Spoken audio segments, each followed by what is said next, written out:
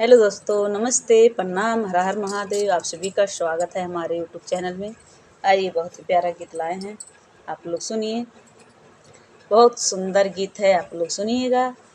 फुल watch करके अच्छा लगेगा तो प्यारा प्यारा कमेंट करके ज़रूर बताइएगा। वीडियो को लाइक सब्सक्राइब शेयर जरूर कीजिएगा। ये सुनाते हैं। बड़की जेठनिया बड़ी हो रगरी, बड़की जेठनिया बड़ी हो रगरी, हमरे पियवा के भेजली विदेश नगरी, हमरे पियवा के भेजली विदेश नगरी।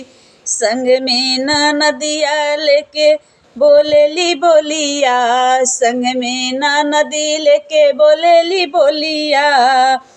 सखी बोलेली बोलिया हो, सखी बोलेली बोलिया, हमरा के देखी देखी लेली चिटे कोरिया, हमरा के देखी देखी लेली चिटे कोरिया।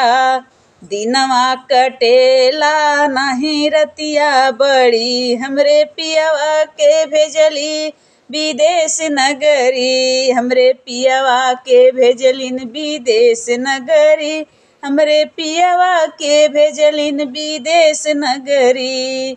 चरही जेठनिया मिलल हमके ससुरवा, मिलल ससुरवा हो, मिलल ससुरवा। देखी देखी के जरे जैसे भौरा के अगिया, भौरा के अगिया सखिया भौरा के अगिया, देखी के जरे जैसे भौरा के अगिया।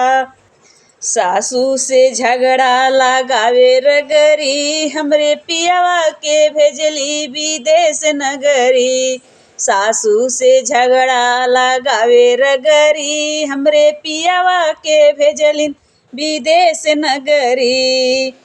मनता कहनवा पिया चली अइता घरवा, मनता कहनवा पिया चली अउता घरवा, चली अउता घरवा पिया चली अउता घरवा। मन नहीं लगे पिया घरवा आंगनवा, मन नहीं लगे पिया घरवा आंगनवा, घरवा आंगनवा पिया घरवा आंगनवा।